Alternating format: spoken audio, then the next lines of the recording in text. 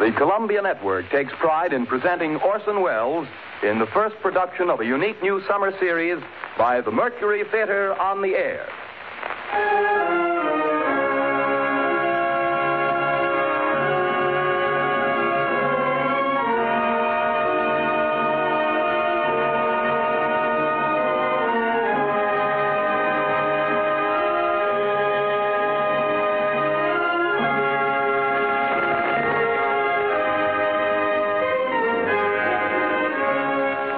In a single year, the first in the life of the Mercury Theater, Orson Welles has come to be the most famous name of our time in American drama.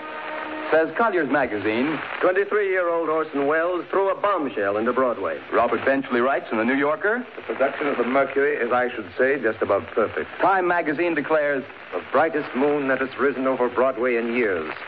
Welles should feel at home in the sky, for the sky is the only limit which his ambitions recognize. And finally, the United Press remarked, meteoric rise of Orson Welles' Mercury Theater continues unabated. With 4 hit shows in its first year, the Mercury might well close its door on a season unparalleled in Broadway history. But Mr. Welles has long been working on a project for a greater audience, the Broadways of the entire United States. The Columbia Network is proud to give Orson Welles the opportunity to bring to the air those same qualities of vitality and imagination that have made him the most talked-of theatrical director in America today. And it is this project which Columbia brings you this summer. The first time in its history that radio has ever extended such an invitation to an entire theatrical institution.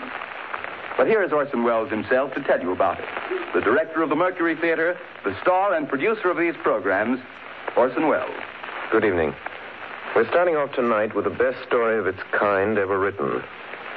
You will find it in every representative library of classic English narratives. It is Bram Stoker's Dracula. The next time I speak to you, I am Dr. Arthur Seward. George Goulouris plays Jonathan Harker, and Martin Gable plays Dr. Van Helsing. It is Dr. Seward who tells the story, and so for the moment, goodbye, ladies and gentlemen. I'll see you in Transylvania. The Mercury Theater on the Air presents Orson Welles as Count Dracula in his own version of Bram Stoker's great novel, Dracula.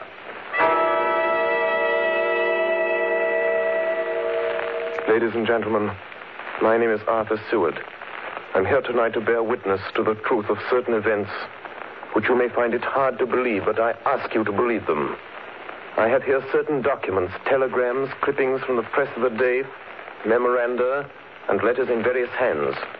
All needless matters have been eliminated, so that a history almost at variance with the possibilities of contemporary belief may stand forth as simple fact. I present you first with excerpts from the private journal of Jonathan Harker. I, Jonathan Harker, lawyer's clerk, article to Peter Hawkins, Esquire of Exeter, England, am writing this journal in the hope that if misfortune overtakes me, it may one day come to the eyes of those who love me. I set out from London on the last day of April to visit one of our clients in Eastern Europe.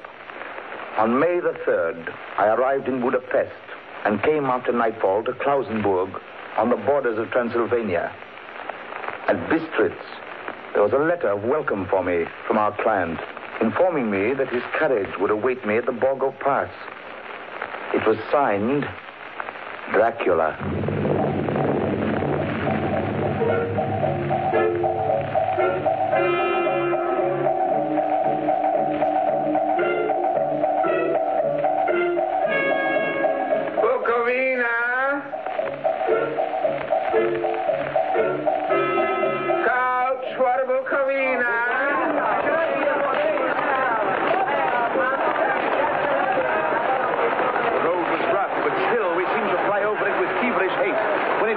There seemed to be some excitement among the passengers. They kept speaking to the driver and looking at me and urging him on to greater speed.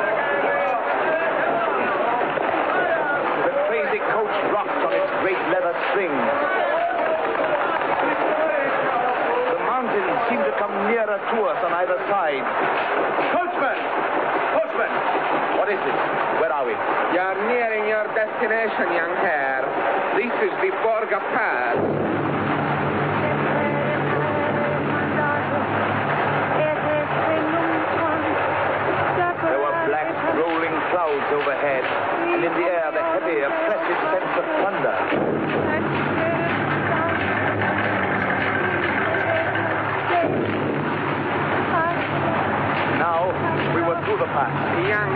is not expected after all.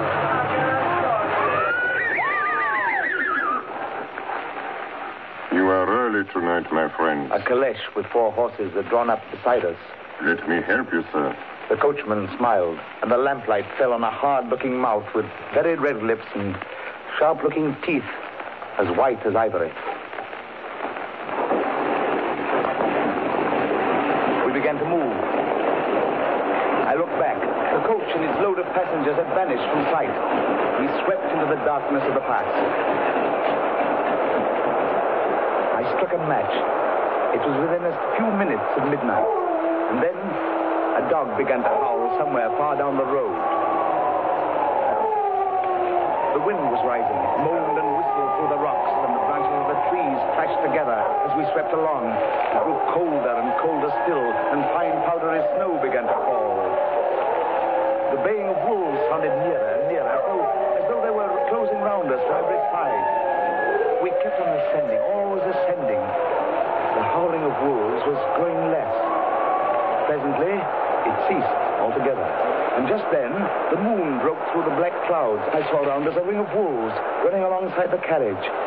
In silence, with white teeth and lolling red tongues, with long sinewy limbs and shaggy hair.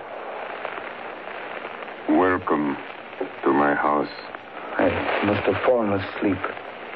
The carriage had pulled up in the courtyard of a vast ruined castle.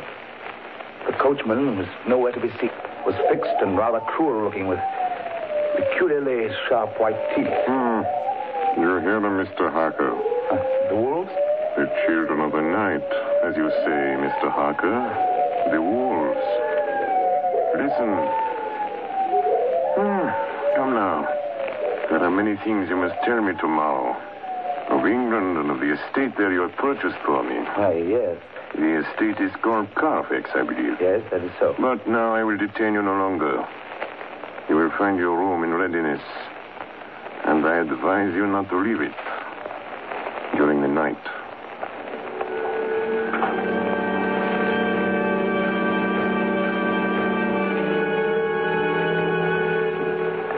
This castle is on the very edge of a terrible precipice. A stone falling from the window would fall 1,000 feet without touching anything. I explored. There are doors everywhere, and all of them locked. The door to the great hall, the door to the courtyard, every door in the castle is closed, bolted against me. The castle of Dracula is a prison, and I am a prisoner.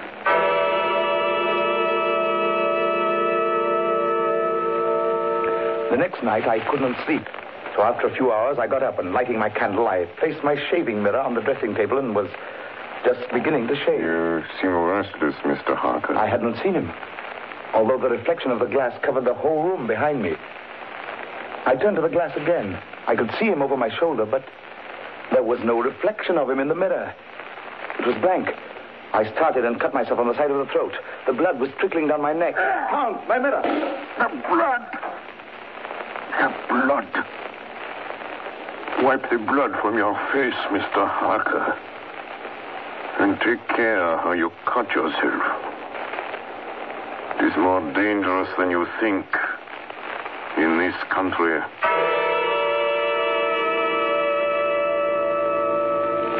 When I woke, I found most of my things were gone. My passport, my notes, my letter of credit. I could find no trace of them anywhere. And my door is locked from the outside. June 20th. There is work of some kind going on in the castle. Now and then I hear the faraway muffled sound of mattock and spade.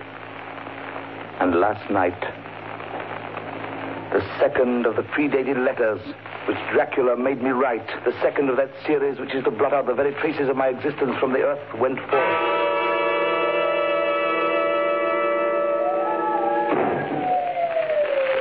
Count Dracula. Yes, my young friend. Well, what of me? When am I free? When can I leave this place? Free? Mr. Harker, you're always free. You want to leave? Would you like to leave tonight? Yes, in God's name. My dear young friend, not an hour shall you wait in my house against your will. Come, follow me.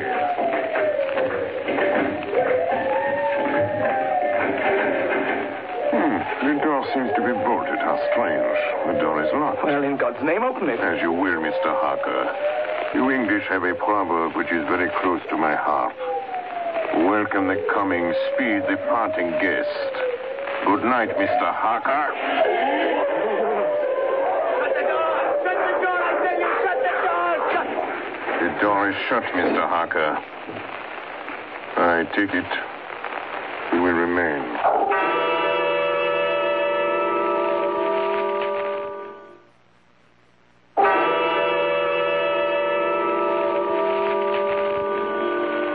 Morning, June the 30th. These may be the last words I ever write in this diary. Oh, God preserve my sanity. I have never seen Count Dracula by day. At sunrise, at the first cockcrow, he is gone. I do not understand these things. I only know that the wolves obey him, and that he is a man with hair on the palm of his hands, with sharp teeth, and no blood in his face. He casts no shadow. He cannot be seen in a glass. And he moves like a bat across the sheer face of the castle walls. He eats no food and is mortally afraid of the crucifix.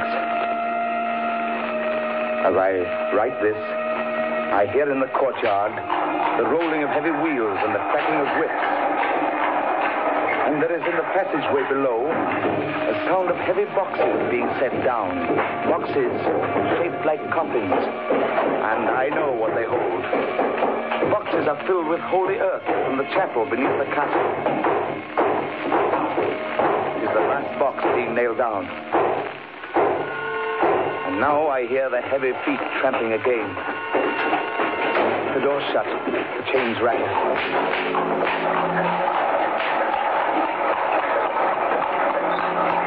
In the courtyard and down the rocky way, the roll of heavy wheels, the crack of whips. Help! Help! Help! The wagons have gone. I'm alone in the castle.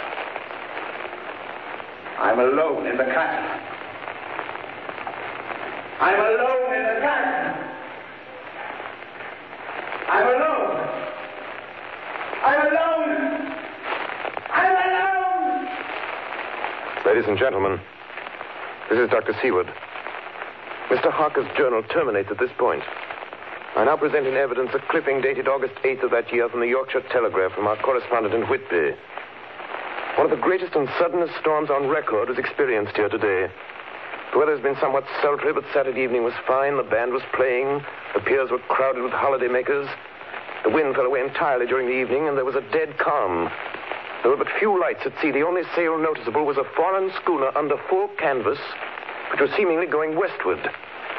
A little after midnight came a strange sound from over the sea, and high overhead the air began to carry a strange, faint, hollow booming. Then, without warning, the tempest broke. And there, with all sails set, was the foreign schooner rushing with terrific speed toward the shore. A searchlight was turned on her. And there, lashed to the helm, was a corpse with drooping head which swayed horribly to and fro at each motion of the ship. A moment later, she crashed. And then a strange thing was seen. At the very instant she touched, a huge dog sprang up on deck from below and, running forward, jumped from the bow onto the sand and, making straight up the east cliff toward the graveyard, vanished into the night. The Coast Guard, going aboard at dawn, found the dead man fastened to a spoke of the wheel. Tightly clutched in one hand was a crucifix. The man must have been dead for quite 2 days. In the pocket of the dead man's coat was found a bottle, carefully corked, containing a roll of paper. This proved to be an addendum to the ship's log. There was found on board only a small amount of cargo, and that of a most unusual nature. Apparently the ship carried nothing but earth. Common earth, packed away in wooden boxes, shaped much like coffins.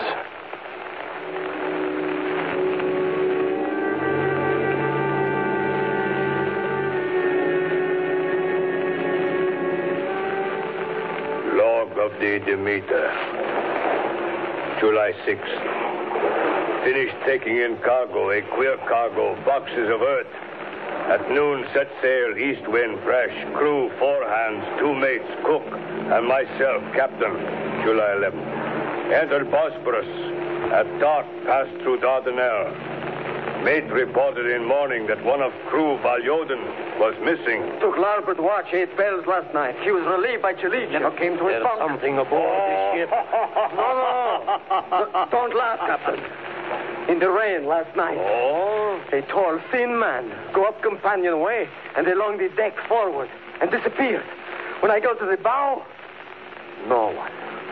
And the hatchways all closed. July 22nd. Rough weather last 3 days. All hands busy with sails. No time be frightened. Past Gibraltar and out through straits. All well. July 24th. Last night, another hand was lost. Disappeared. Like Chalicia. Leave off watch midnight. Then we never see him again. What, double watch now? I don't take watch alone no more. Double watch. Double watch. July 29th. Had single watch tonight as crew too tired to double. When morning come... Hey! Hey, Milo! Banoitin! Banoitin! Is Banoitin below? Banoitin's gone! Banoitin's gone like the others. Like all the others. The mate and I have agreed to go armed henceforth, July 30th. Last night, we are nearing England. Weather fine. All sails set. Captain! Captain! The man in the watch in the stairs was missing! Both missing! Now, only self and mate and one hand left to work ship. August 3rd. 2 days of fog and not a sail sighted. At midnight, I went to relieve the man at wheel, and when I got to it, found no one there. It's here. I know it now. I saw it. Like a man, tall and thin and ghastly pale. It was in the bows looking out. I gave it the knife, and my knife went through it. What? Empty as air. What is it? What are you talking about? It's here, and I'll find it. It's in the hold. In one of those boxes of earth. I'll unscrew them one by one and see. And see. He is mad. Stark raving mad. It's no use my trying to stop him. He can't hurt those big boxes. They are invoiced as common earth. I know the secret now. The sea will save me from him. That's all that's left. That's all that's left. August 4th. I am all alone on my ship. And still the fog. I dared not go below. I dared not leave the helm. So here all night I stayed. And in the dimness of the night, I saw it. I saw him. God forgive me, but the mate was right to jump overboard. It was better to die like a sailor in the blue water. But I am captain, and I must not leave my ship. I shall tie my hands to the wheel when my strength begins to fail. And along with them I shall tie that which it dare not touch, my crucifix. I am growing weaker, and the night is coming on. God and the Blessed Virgin help a poor ignorant soul trying to do his duty.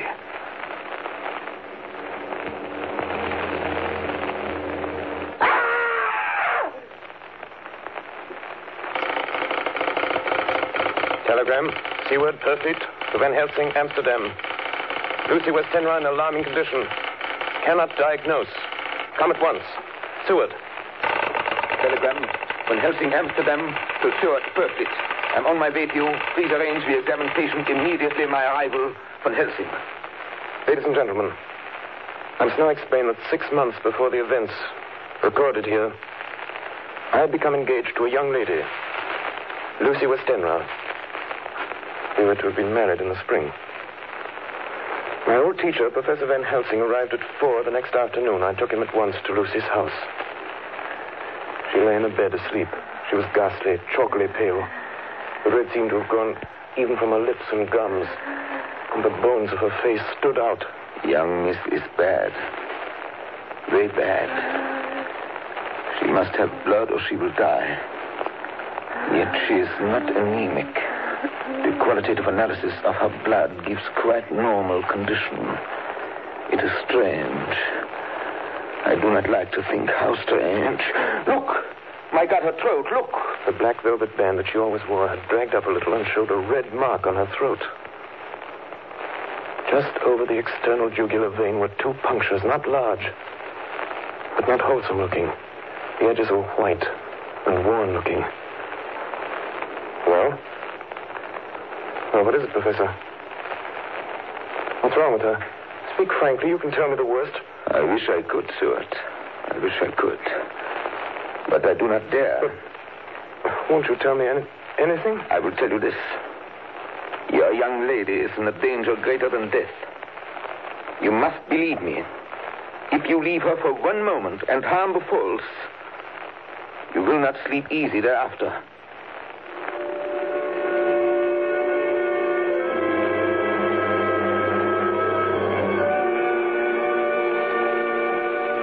September 8th. I sat up all night with Lucy. Arthur, I'm afraid. Night, dear. You can sleep tonight. I'm here watching you. Nothing can happen. And I promise if any sign of bad dreams, if I see anything, I'll wake you at once. Will you really? Then I'll sleep. I sat all night by her bedside. And she did not wake once during the night, although a boughs or a bat or something flapped almost angrily against the window panes. September 11th. Still quoting from my private journals. At this time that I received a message from Purfleet. Read 10:20 p.m. St. John's Hospital, serious complications, case 891, your immediate presence, London, imperative. I had no choice. Sometime later, a paper was found among Lucy Westenra's belongings. I write this and leave it to be seen so that no one may by any chance get into trouble through me. I went to bed as usual, taking care that the window was closed, as Dr. Van Helsing had directed. About 2 a.m, I awakened. I went to the door, called out, "Arthur! Arthur!" There was no answer. Something's broken the window. I'm in the room, alone. I dare not go out. The house seems empty. The air is full of specks, floating, circling in the draught from the window. The light burns blue, dim. What am I to do? Something very sweet and very bitter all around me. And I seem sinking into deep water. You shall be flesh of my flesh, blood of my blood. September 12th. Late. Only resolution and habit can let me make an entry tonight. We found her sprawled on the floor. There was a draft in the room from the broken window. Her throat was bare, showing the 2 wounds, looking horribly white and mangled. We are too late, my friend. We have failed. God's will be done. She is dying. Yes. She is dying. Stay beside her. It will make much difference, mark me, whether she dies conscious or in her sleep.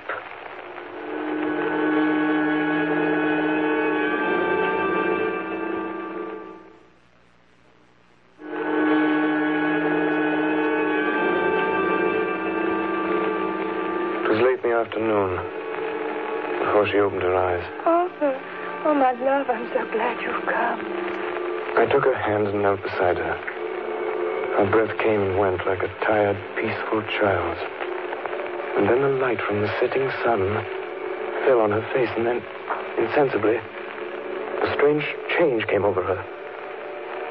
Her eyes grew suddenly dull and hard. Her breathing was heavy. The mouth opened, and the pale gums drawn back made the teeth look large and sharp. Arthur, oh, my love, I'm so glad you've come. Kiss me. Bend down and kiss me. Not for your life. Not for your living soul and hers. Lucy! She's dead. Poor girl. There's peace for her at last. The end. Not so. It is only the beginning. Wait and see.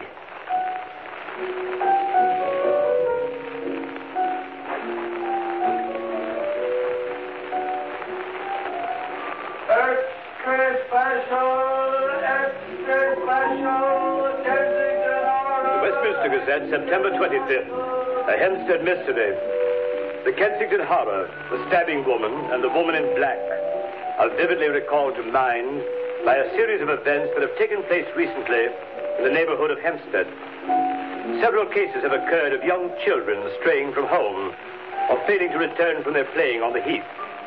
In all these cases, the children have given as their excuse that they have been with a beautiful lady who offered them chocolates.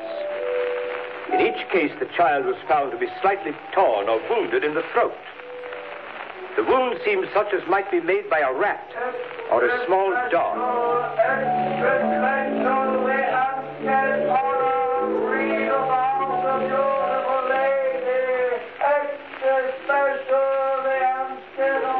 The Hempstead Horror. Another child injured by the beautiful lady. We have just received intelligence that another child missed last night was only discovered late in the morning. It has the same tiny wound in the throat. Well, Stuart, what do you think of that? You mean to tell me, my friend, that you still have no suspicion as to what poor Lucy died of? Nervous prostration, following great loss and waste of blood. And how was the blood lost or wasted? You are a clever man, my friend, and a good doctor. But you do not believe that there are things that you cannot understand. You are wrong, Stuart. Are you aware of all the mysteries of life and death? Can you tell me why in the pampas there are bats that come at night and open the veins of cattle and horses and suck dry those veins? How in some islands of the western seas there are bats which hang on trees all day, and then when the sailors sleep on deck because it is hot, flit down on them, and then in the morning are found dead men, as white as Miss Lucy was? I understand none of these things. After tonight, Stuart, if you dare to come with me, perhaps then you will understand. September 29th. Before dawn. Now it is done. And I would sooner die 1,000 deaths than live again through what I did this night. We will spend the night, you and I, here in this churchyard where Miss Lucy is buried. We enter the tomb, then we open the coffin. You shall yet be convinced. Take care, Van Helsing. Miss Lucy is dead, is it not so? Then there can be no wrong to her. But if she's not dead... With some difficulty, we found the Westenra tomb. I took up my place behind a yew tree. On one side of the tomb, Van Helsing on the other. I was chilled and frightened. Suddenly, I saw something moving between two yew trees. A dim, white figure which held something at its breast. The figure stopped. I could not see the face, for it was bent down over what I saw to be a fair-haired child. There was a sharp little cry, such as a child gives in sleep, or a dog as it lies before the fire and dreams. Then the thing saw us. She drew back with an angry snarl. The lovely blood-stained mouth grew to an open square. If ever a face meant death, I saw it at that moment. Then suddenly she turned and vanished in the direction of the tomb. Child is not harmed. We leave him in a safe place where the police find him. There's more to do. Come. Now we were in the tomb. Then in the coffin. The thing lay like a nightmare of Lucy, the pointed teeth, the blood-stained mouth. Van Helsing never looked up. From his bag, he took out a book, his operating knives, a heavy hammer, and a round wooden stake, some 2 or 3 inches thick, sharpened to a fine point, and hardened over a fire. Stuart! The life of this unhappy woman is just begun. When she become what you call undead, there comes with the change the curse of immortality. She cannot die, but must go on age after age, adding new victims. Because all that die from the preying of the undead become themselves undead and prey on others. So the circle goes on, ever widening as the ripples from a stone thrown in the water. But if this lady, this undead, be made to rest as true dead, then the soul of the poor lady whom we love shall be again free. Tell me, what am I to do? Take this stake in your left hand, the hammer in your right. Yes. Place the point over the heart. Yes. Then, when I begin the prayer for the dead, in God's name strike. Are you ready? Now, Domine Jesu Christe, Fili de vivi, qui manus tuas ex voluntate Patri.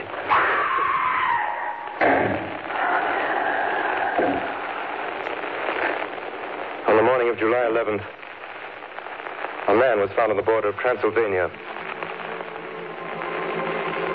He talked wildly of wolves and boxes of earth and blood, and gave his name as Jonathan Harker.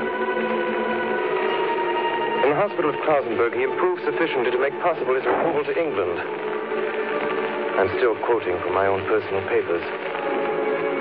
But there his condition remained so serious that he was committed for observation to a private ward in my hospital at Purfleet. Here he did so well that in 3 weeks he was completely recovered. It was during this time that his wife, Minna Harker, brought to the attention of Dr. Van Helsing and myself the journal that her husband had kept while a prisoner in the castle of a certain Count Dracula in Transylvania. I have before me the record of a meeting that took place in my study in Purfleet, transcribed by Minna Harker. October 1st. Meeting began soon after 8. Jonathan next to me. Dr. Seward opposite to Van Helsing at the head of the table. My friends, there are such things as vampires. Had I known at first what now I know, one so precious life had been spared to many of us who love her. The vampire which is amongst us is of himself so strong that he can direct all the elements. The storm, the fog, the thunder. He can command all the meaner things, the moth and bat, the owl and the fox and the wolf. How, then, are we to begin our strike to destroy him? How shall we find his place? And having found it, how can we destroy? My friends, it is a terrible task that we undertake. To fail here is not mere life or death. If we fail, we become as him. Foul things of the night as him. What do you say? I answer for myself. Count me in. I'm with you. The professor laid a small golden crucifix on the table. We took hands, and our solemn pact was made. My friends, we too are not without strength. The vampire flourishes on the blood of the living. Without this, he cannot live. He throws no shadow. He makes no reflection in a mirror. He can transform himself to a wolf, to a bat. He can come on moonlight rays as elemental dust. He can see in the dark. He can do all these things. Yet he is not free. His power ceases at the coming of the day. Then, until night, he must remain in the shape in which he finds himself, and except in his coffin home, in those earth boxes, he cannot rest. When we can confine him in his coffin, Then, my friends, if we obey what we know, we will destroy him. At that moment, something flapped wildly against the window. Then Did you hit it? I don't know. we looked out of the window. Against the black sky, we could see nothing. Data in our position. From the Count's castle in Transylvania to Whitby came 50 boxes of earth. All of these, to our certain knowledge, were delivered at Carfax. Recently, 12 of these boxes have been removed. First step, ascertain whether all the rest remain in the deserted house next door or whether any more have been removed. We must trace each of these boxes and sterilize the earth with holy water so that he can no longer seek safety in it. And we must hurry. The events of the next few days are described in Jonathan Harker's journal. October 2nd, 5 a.m. Just returned from the empty house. Left Mina here at home. Well, we've done our work at Carfax. The place was filthy. The air stagnant and foul and alive with rats. We counted the boxes. Only 38 of them. And over each one, the professor went through his same mysterious work. It was dawn when we got back. I found Mina asleep. She looks paler than usual. October 2nd. Soon after they left, I fell asleep. I remember hearing the sudden barking of the dogs. And then there was silence. I got up and looked out of the window. There was a thin streak of white mist moving across the grass along the wall of the house. It dawned on me that the air in the room was heavy and dank and cold. The gaslight came only like a tiny red spark through the fog. I could see through my eyelids. The mist grew thicker and thicker. Then, as I looked, the spark divided and seemed to shine on me through the fog like two red eyes. You shall be flesh of my flesh, blood of my blood, blood of my blood.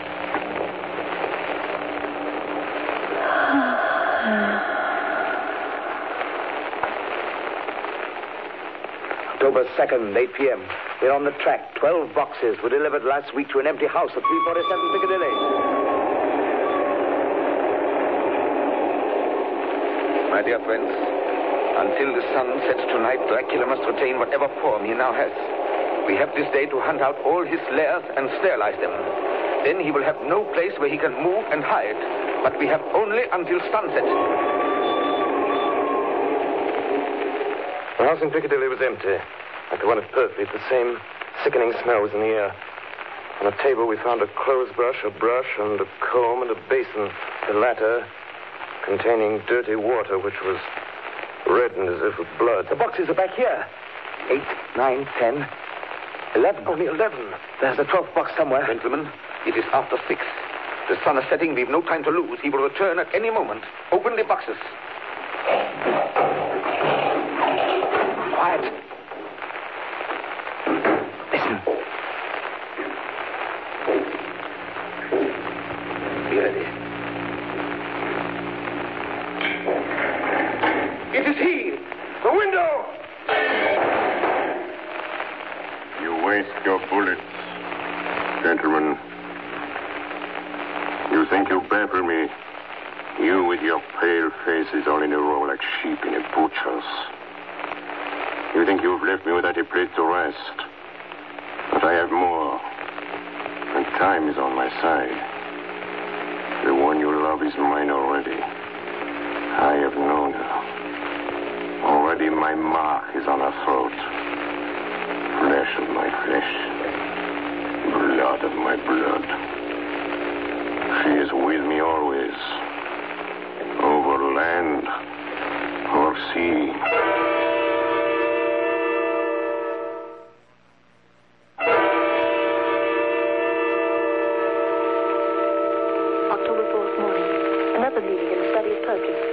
Find that last remaining box, gentlemen. We must find it.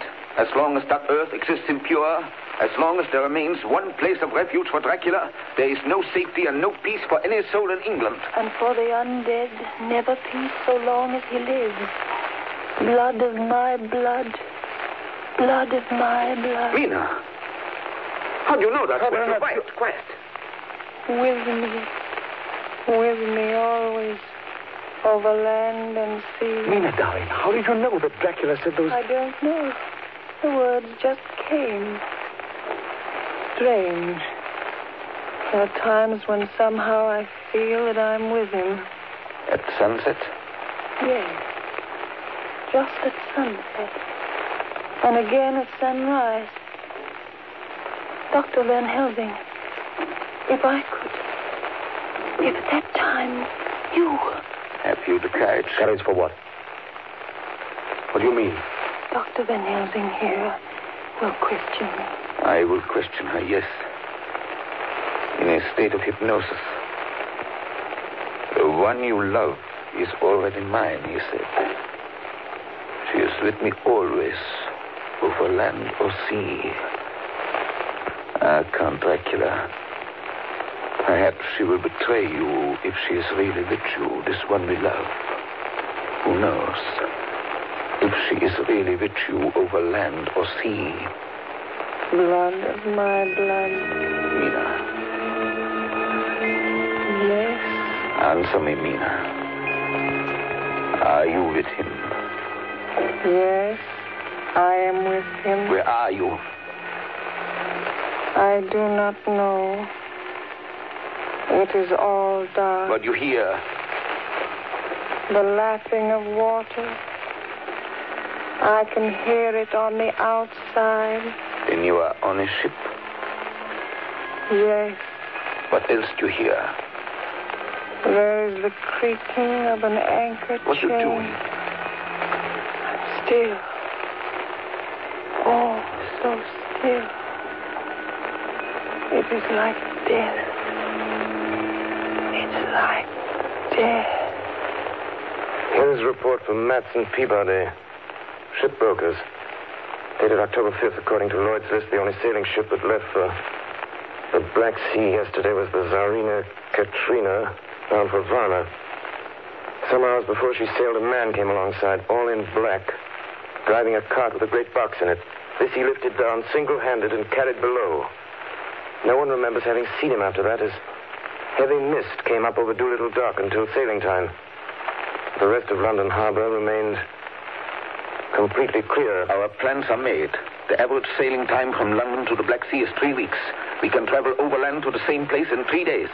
We shall be there waiting for him when he arrives. October 15th, arrive Varna about 5 o'clock.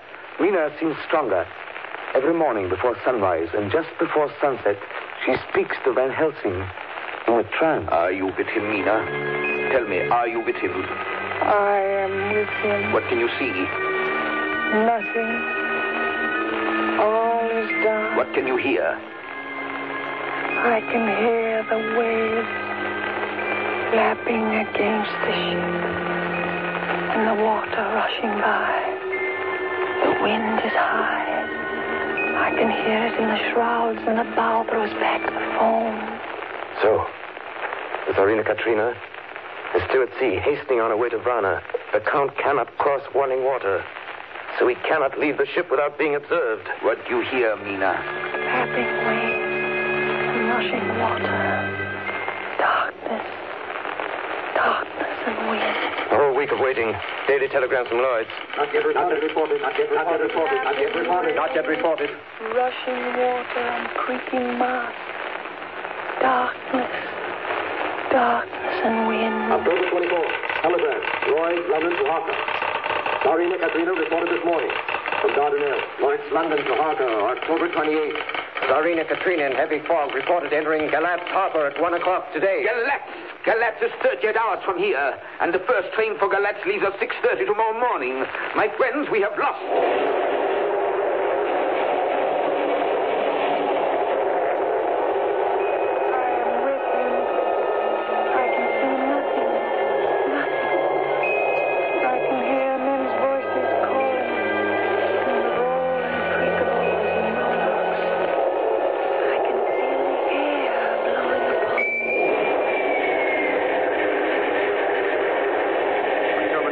Evening. We are due between 2 and 3 in the morning, but already at Bucharest we are 3 hours late.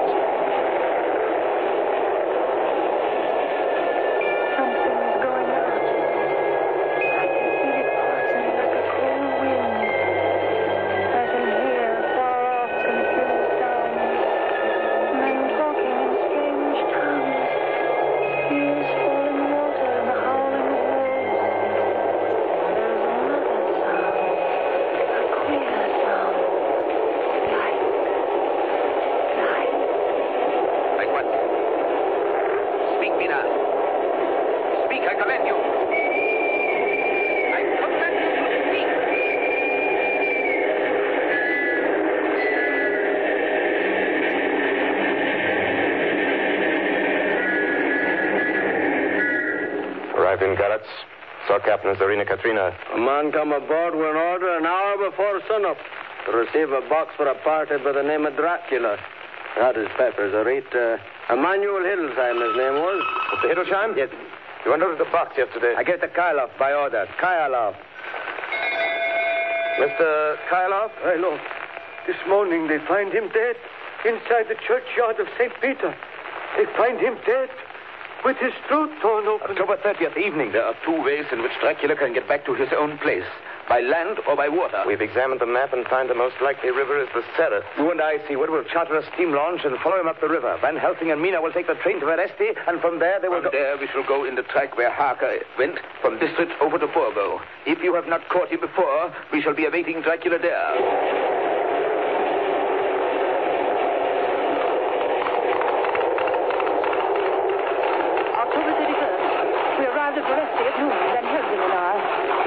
Here, and we start in an hour. Our enemy is still on the river. October 31st. We can run a good speed up the river at night. There's plenty of water, and the banks are wide apart. November 1st, evening. No news all day. We hear that a big boat went up the river before us, going at more than usual speed.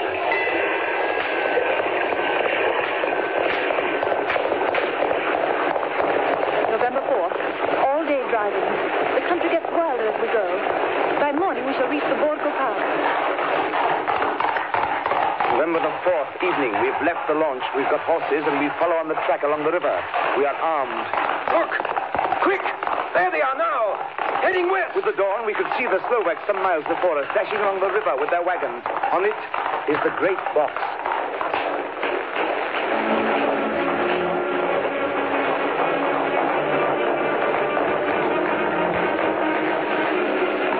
Late in the afternoon, we reached the Borgo Pass. Van Helsing! Look! Look! We could see a long way all around us. Far off, beyond the white waste of snow, was the river like a black ribbon curling. Between us and the river, not afar off, came a group of men, mounted Slovaks hurrying along. In the midst of them was a wagon which swept from side to side. On the wagon was a great box. Look! We see two horsemen following fast, coming up from the south. Now the horsemen are not more than a mile behind. Now the wagon is quite close to us. We can see the great box swaying gracefully. Now they are almost upon us.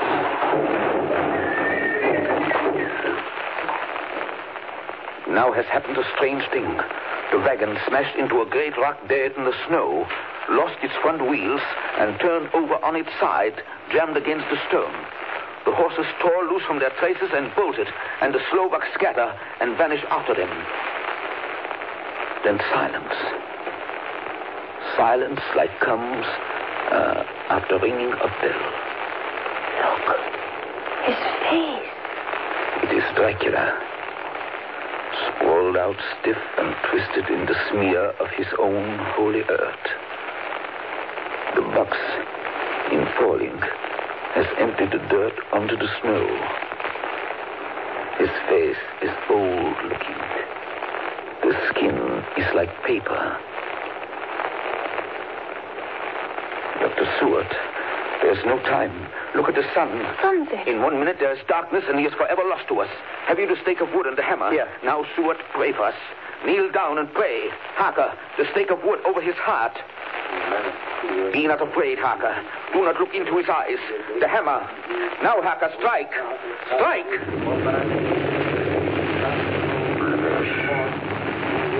Flesh of my flesh. Guilt of my guilt. Death of my death. Speak and be manifest in the instant of your master's peril. Elements of darkness, rain, evil winds, mist, and mold, and tempest. The others couldn't. But somehow I can hear him speaking behind his eyes.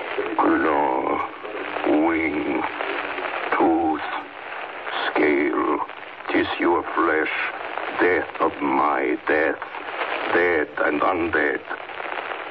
The hand of the living is over your master. Console him, my children. This instant is no longer than the space between two heartbeats. But the night is not here, and I am lonely. Come to your master, my children. Beguile him now in the instant of his peril. Beguile him with the sound of your names.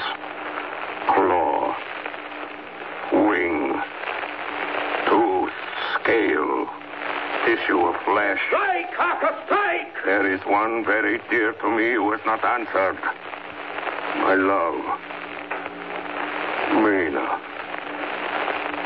There is less than a minute between me and the night. You must speak for me. You must speak with my heart. Give them to me! Jonathan, give them to me! That stake of wood and the hammer! Arthur! I shall never forget that moment. The look on poor Mina's face as she stood there, the angry scar standing out on her throat, her eyes like living coals in the last red of the sunset. She had torn the stake and the hammer out of my hands with the strength of an animal. Mina, do you know what you've done, woman? You know what you've done to us? You've released him, the evilest fiend. Look! The sun! As we looked down at Dracula, the eyes saw the sinking sun, and the hate in them turned to triumph. Flesh of my flesh. Come to me, my love. Come into the night and the darkness. You have served me well, my love. My bride,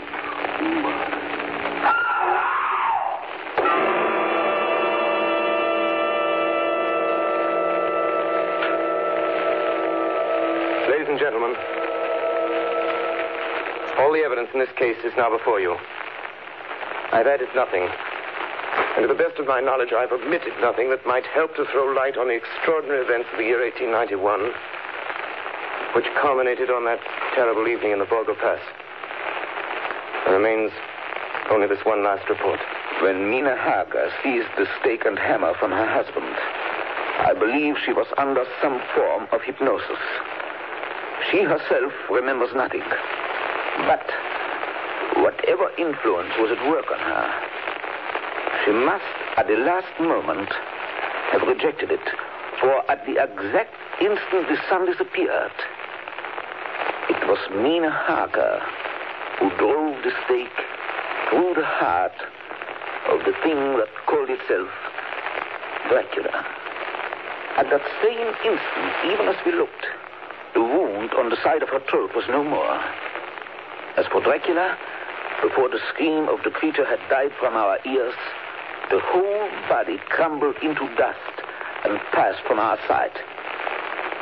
In the final moment of dissolution, there was in the face a look of peace, such as I never could have imagined might have rested there.